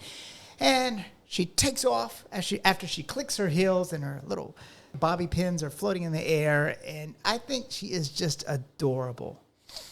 But Somewhat vintage take. I Yes. like that. Is that where your shoes come from? no, my shoes come from Google. Okay. Actually, I had to have surgery on my foot because I got plantar fasciitis. From the BORAH shoes? Yeah, from walking with these high heels on the stones, and Let that be a warning to you people coming to Salem. wear flats or bring a broom. But no, the plantar fasciitis is where the tendon connects the muscle to the bone and it becomes tight. And there's 3 tendons that connect the muscle to the bone, and it's like stretching a rubber band. And the surgery is cutting one of those tendons, and it relaxes, and then it grows back together. So I had to have that surgery done. But it still hurts because I ignored it for several years. So it became a chronic problem. So it's a chronic problem. So I'm going to go see the podiatrist again after October and see if After what we can do. October. Yeah. Right. Do more damage. I it's a job. Yes. I was gonna You say gotta you can't fit much in No. between now and October. That's for No, sure. You can't. I was told recently, just having casual conversation with folks in town, you don't schedule appointments in October. Like you just don't because there's just no chance to get out of your house. Yep. There's just the parking, the driving, the sidewalks. You can hardly get down those. Yeah. I stopped between September and November 1st. It's like, Yep. I just don't got the time. No. Sorry. No. Got See ya. got other things to do. We got witch shit to do. But speaking of Elvira, have you read her book? I have not. No. Is it fabulous? It's wonderful. Your listeners are going to come after you. Sorry. It's a fabulous book. You need to read it. I'm reading it for the second time. I don't like reading. But I read Gremlins when I was a kid, and I started The Karate Kid. I put it down because I was bored. And then and I read Elvira's book.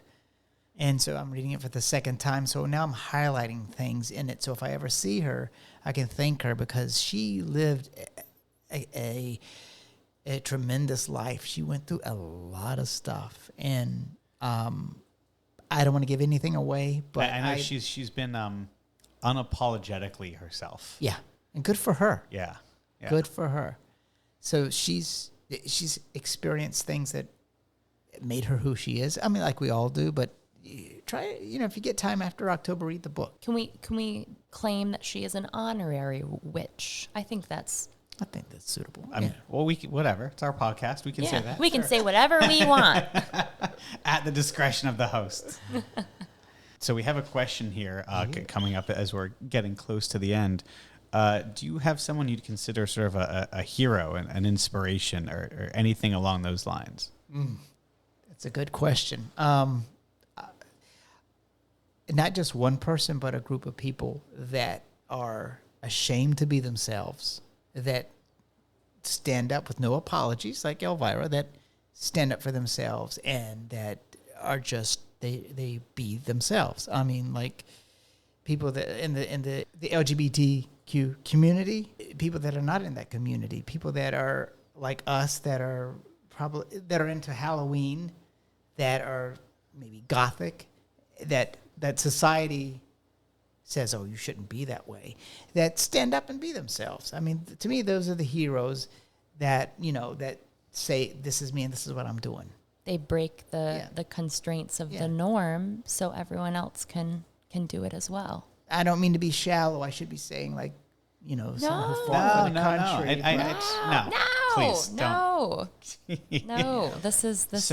I think I think anyone who falls in any category, I agree, who can be themselves, and sometimes it's easy and sometimes it's difficult. But damn hard. Yeah, but to stand up and say that I am who I am is it takes a lot. Yeah, it does. It really does.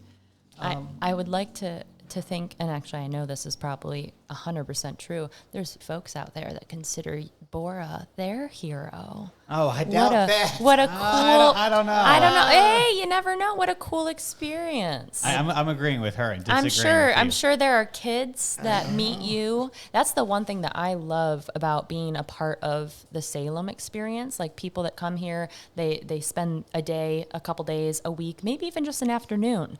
But for the young kids, like you get to create core memories. Or nightmares. Or nightmares, I guess. I try. Or does try to create nightmares. But you make an impact, and this is something that they may, remember 10, 20, 30, 40 years down the line. Like, I met this green-faced witch in Salem, and she yelled dead bodies at me, and it was wild. But she was also super nice and made me feel excited about life and about myself. And, it's just so exciting to think about the positive impact you're having on people. Well, people do. We all have repeats that come back, and every year we got to do a family photo, and this is where we're standing. Okay, let's do a Christmas photo or Easter photo or what have you. So we do have it, and I see kids. We see kids grow up, and it's amazing and it's wonderful. And maybe the first year they were crying, the second year they're apprehensive, the third year they're in it, and the fourth year they're like, "I remember you," and that is a lot of fun. Yeah, I love it. Do you have any absurd or crazy tourist stories by chance? I've had some people that couples. The guy said, "Hey, kind of hitting on me to go back with his wife." Wow! And you can tell when it's a joke and when it's not a joke. They're looking for a little witchy action. Yeah. Bring the broomstick. Yeah, I'm like, Or a few. Yeah. I'm like, get out of my face now, you nasty mortal. Oh my God. No, so yeah, and so that has happened, and you can tell, you can read people, and okay, you're not joking. You are not joking. They like the nose and the chin. You know what a big nose means. a big broom, a big piece of wood. Yeah, so there's some crazies out there. Some crazies. Yeah. So I don't know, but Brian has written a book, if I could. Yes. No, absolutely. Yeah, you are a published author. Just one little book. Hey. What one is more than none?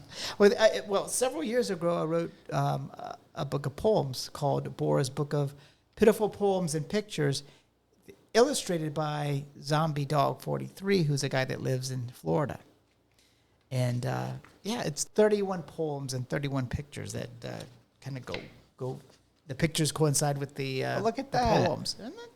So what inspired you to write the book?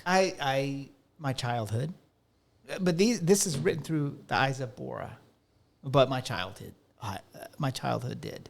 So this, if I could read it, maybe a couple. Yes, This please. is called Far, and it's a picture of a werewolf with a full moon behind his head, and he's snarling, and you can see his teeth. This one reads, "In the far you hear a bark. In the far, it's silent. In the far you hear a hoot. In the far, it's lonely. In the far, you hear crickets. In the far, it's dark. In the far, you hear nothing. In the far is fear." Oh, I like that one. Thanks. This one is all in one night. Halloween, that time of year.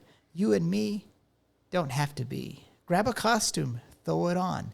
Dunk for apples, sing a song. Chilly night, such a fright.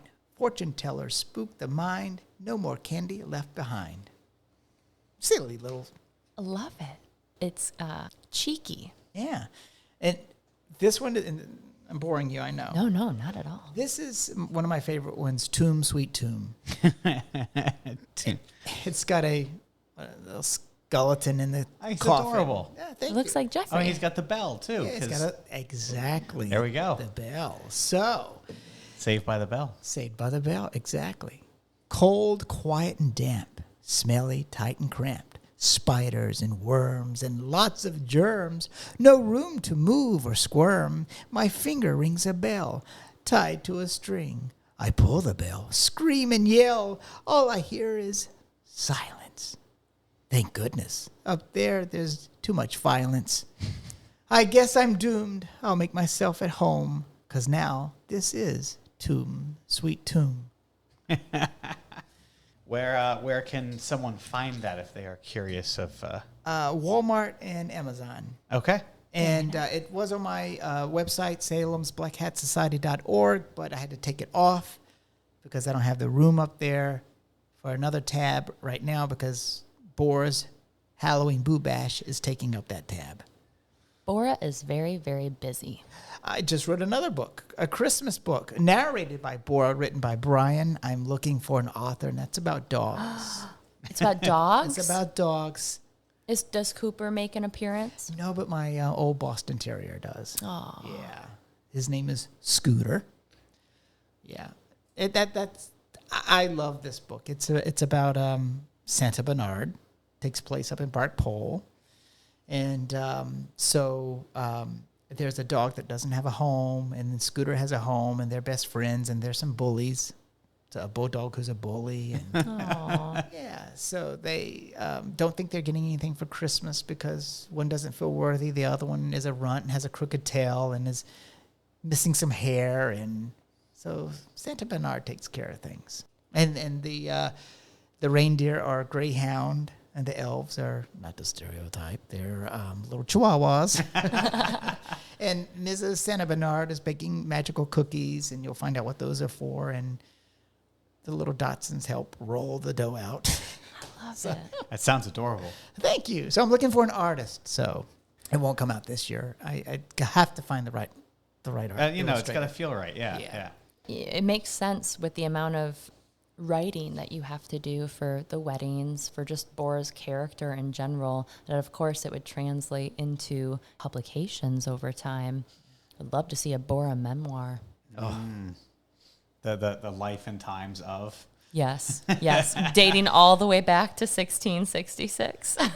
You remembered. Yes, we can include the key in Benjamin Franklin. Did you know that the Great Fire that's not the thing. The Great Fire of London started in 1666? No. Yes. Really? Yes. Oh my God, you guys you had an episode about fires. On I forgot then. Am I going to forget again? No, on Pudding Lane in London. Pudding Lane, Yes. 1666 Yes. is where the fire started. What Yes. started the fire? I don't know. Pudding. Somebody burnt the pudding. Yeah. I'm not. To be fair, I am not 100% sure, but I'm fairly certain it was on Pudding Lane, if I'm getting that correct. And I know it was 1666. Yeah. I believe the fire stopped right there at this house. This was woods where this house was. So it's the Great Fire of Salem. Yeah. This house was a barn. Okay. It was moved from uphill to here, and there was a built by Mr. Little, who was an undertaker who built coffins in the basement Of this house. of this house. Yeah. So coffins were built Yeah. in your basement. We had the Historic Society draw up the paperwork, and they did not say that there were bodies in the house. Just and the coffins. Yeah, just the coffins. And then Chris, my neighbor, he's a big historian. He's a Salemite, and he's got a picture of, speaking of the fire, the Great Fire of 1914. He's got a picture from back then, standing on this side of the road, aimed that way, and Probably nothing. There were tents pitched where Yeah. people were sleeping. Wow. And if you leave the house, you'll see a four-legged shed across the street. That shed is in that picture. Really cool, huh? Oh, because that's the high school. The high school, yeah. And that's the field. Yeah, that was one of the fields they used. Yeah. Wow. And then, but right there, that hill, that when you walk out, is the tents were pitched there too. I think we forget how recent the Great Fire of 1914 was. Just over 100 years. Right. We talk about the witch trials on a regular basis, and we're almost always in late 1600s when we're speaking about Salem history, or maybe even like Great Age of Sail, late 1700s. But 1914, like we're only 108 years ago. Yeah, it's wild. It's good with your math. I mean, we did do the episode, so I'm kind of cheating. No. I would have forgotten math. I mention it on the tour now once in a while because we're going through the old armory on tour, and I say, well, that only burnt down like a few years ago. Right, but I say we just passed the 108th anniversary. Okay.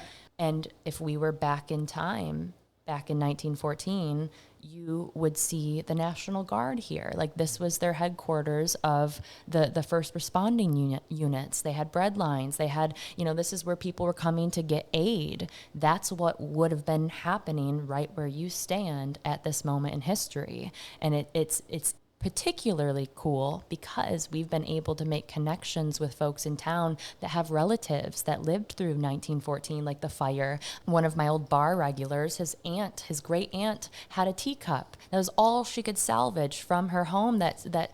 Oh, are you about to pull something out? My goodness. Oh my goodness. Artifacts. What is this? Is this a spoon from? I was told that this whole area was a dump. And I didn't mean to interrupt. Go ahead. No. It's just basically that his great aunt had lost everything in the fire, but she was able to go back and salvage this single teacup, probably just for the purpose of, the meaning behind it. That's all you got. And it's been passed down through the family. That's amazing. Yeah, it's a heavy moment in time, but not that long ago. Wow. No, it's not that long ago at all. Mm-mm. Our neighbor who we bought the house from said that this was, he's a Salemite. I mean, generations after generation. And he said this was a dumping area for the Great Fire. So they are building a pool in the backyard. And so she found this spoon. Digging up. Yeah. And a spoon. We're assuming that could be from the Salem fire. It looks like soot. I would say it Tarnished. does. It looks very, yeah. Like bubbly almost. It's not a value. I mean, it's not like sterling silver. Right. I looked at the name on the back, and it's nothing. Plated. It's not anything to write home about. It's just the thought it could be from the Salem fire. Who ate with the spoon, and who touched the spoon, and where did it come from? Where did it come from? How did it get to that point, and how long has it been there? That's so cool. She has found buttons too, as well, and I'm like, okay, well, this is what. Don't throw the stuff away. She threw it back down there, I'm like, save the stuff for me. Yeah, that's pretty neat. Yeah. So we've been asking all of our guests, what's your favorite place to go grab a cup of coffee? Yes. And our listeners are paying attention. Like, I actually had someone on tour just rattle off real quick, where's your favorite place to go get coffee? So they want to know. Okay, so I love Dunks, but more importantly, I love supporting mom and pop restaurants. So coffee, Odd Meter is great. Brewbox is great. But I recently found Diane Wolf's coffee shop. Yeah. Wolf Next Door coffee shop on Derby Street. It's so cute. And they always have stuff. Yes. Like coffee's great. But she did soup or muffins or I didn't know that. Bakery stuff or like there's always, not always, but like so often you pay attention like, oh, today like the soup of the day is the coffee shop or, oh, hey, we have these handmade bread or these rolls, these biscuits. And there's like sort of like always a little something else going on there too. I had no idea. I just knew they had coffee. I run in real quick. When we walk Cooper, I run in real quick and grab coffee. I bet I didn't know they had food too. It's a good location too. It gets you all the way down Derby Street, see the ocean. It is. And so I love that. I love that place. Yeah. Very nice. Wolf Next Door. Wolf Next Door, yeah, on Derby Street. Oh. That's perfect. So as we wrap up here, and as we're about to leave our listeners, do you have any advice to pass on to people? Yes, I do. Make your hotel reservations 2 years in advance before you come to Salem, Massachusetts for October. I get messages all the time. I'm going to come up in September. I'm going to come next month for Halloween. Where should I stay? At home? At home. That's a good one. That's a good one. Prepare. Grab a Haunted Happenings magazine, even the past ones, because some of the events carry every year. And so or message them. They'll send you a free copy, Haunted Happenings magazine, and just plot out what you want to do in October. And then get a what is it called? The best maps, walking map, and that will take you all around to all the points to hit. But be prepared. Know exactly what you want to do. What I would suggest is taking the Salem trolley. I do love the trolley. Have breakfast at Red's. Oh yeah. Get the BORAH special. Yeah, and hop on the trolley. And as you guys know, you can hop on and off at all the locations. And that will give you a good comprehensive history of Salem, past and present, and not only the witch trials, but the Maritime, which gets overlooked often, which is very important to Salem. And you guys would know if you listen to Salem, the podcast, they talk about the Maritime. Uh-huh. Once or twice. Once or twice. I was going to say, it's taken over quite a bit of our conversations, which I thoroughly enjoy because I think it is, like you said, a very overlooked part of Salem's history. I say this every night on my tours. There's so much more to Salem than that 13 months. Yeah. When I tend not to talk about it on my day tours, but at night, I sort of say that while we might be known for the witch trials, like the physical city you see around you, like not all the buildings, but like a large visual representation of what you're like, oh my God, just take in Salem. That comes from that time period, the Great Age of Sail. Yeah. And people are like, what? And you're like, okay, we'll get to it. You know?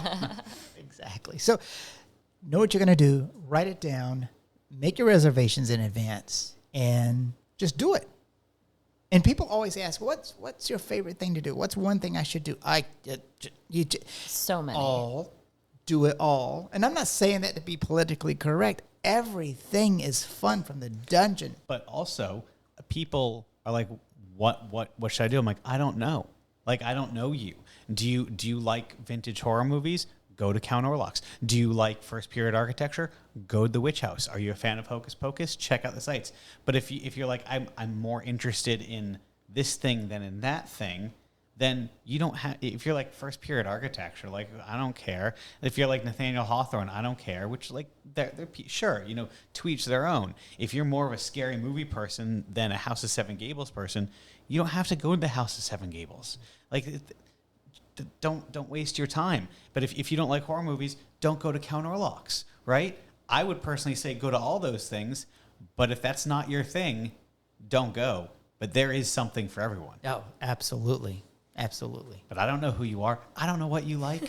And you don't have, no disrespect, you don't have time to sit with every person. Okay, what do you like? Yeah. You don't have time for that. Just do everything. Just do it all. And ask Google.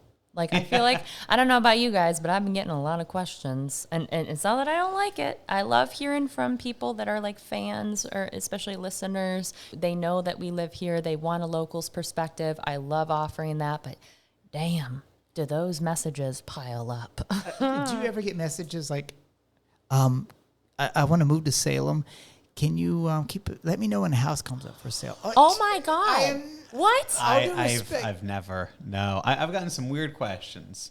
That happens at least once every 4 months. And I'm like, okay, I'm not a realtor, but I will refer you. Call this person. Have you heard of Zillow? You can just, it's this thing called the internet.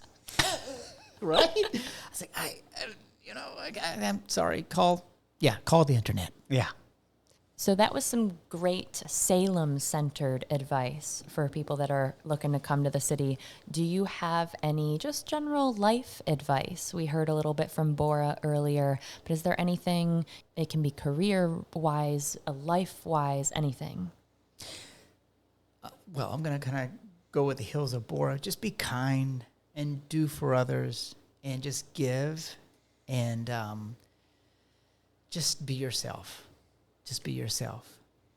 And don't worry about what people say about you because people are going to talk about you. People are going to put down your tour because they're doing something and they're jealous. Just focus on what you're doing and do the best you can. And you are your own competition. That's it. I like that. Yeah. I love that. Focus on yourselves and be kind. Yeah, exactly. I don't think we can thank you enough, Brian, for taking the time to sit down with us. This has been this has been at the top of my list since we started talking about this podcast. Like, oh my God, we get to interview BORAH. As I was making the schedule, she's like, BORAH. And I'm like, I know. Like, don't worry. She's like in the beginning, I was like, no. We can't do it like right away. We we got to get it like in the middle. And it's like, well, we'll do it sort of a summertime thing, like pre-Halloween, and like it'll. I appreciate that. Thank you. That means a lot to me. It really does. I mean, it means a lot to me. Well, thank you for joining us. It's been so much fun. yeah. It was fun. We had fun today. We had didn't so we? much It's been one fun. heck of a Sunday. I'm pretty happy. Yeah, the neighbors looking at us. Right? What are you They're doing? standing outside. What are you doing? Oh, but Yeah. they love it, though. There's that damn boar in our car again. You call the police, get a ticket. The broom's going too fast. Don't Now worry. you know that humans do fit in your cauldron. Oh my so. God! You need to be in a circus. You were all. I've never been that bendy before. I was impressed. I was too. I'm like, oh jeez, lucky boyfriend. Damn, why So are we filming that? if you don't follow us on social media, please do check us out. We'll be posting some fun clips from today. You can see Sarah in a cauldron. Sarah in a cauldron. Jeffrey. Tasty. Oh, Jeffrey steals BORAH's broom. It's been one heck of a day. a good time. Bad boy. Bad boy. Yep. That would just broom alone. Yeah. I'm not going to try and defend myself. It's a heavy broom. It is. It is. solid That's not a resin cast or anything. That's a solid piece of, what is that? It's a tree limb. A tree limb. A tree I limb. mean, the kind of tree. I don't know. Elm, maybe? I'm not sure. It's not oak. It's not a bone. It's not a money tree. I can tell you that. Well, thank you again so much, Brian. Real quick, how can people find you, reach out to you? So please check me out at salemsblackhatsociety.org. And that same name is on Facebook, Instagram, Twitter, TikTok, and YouTube. And if you want tickets to BORAH's Halloween Boo Bash, just go to salemsblackhatsociety.org, and there is a tab that says Boo Bash. And all of that stuff that you just said will be listed in the show notes. Well, thank you. There we go. So you can find them. Just click link and come to Salem. Yeah, have fun. On that note, Thanks for listening. see you later.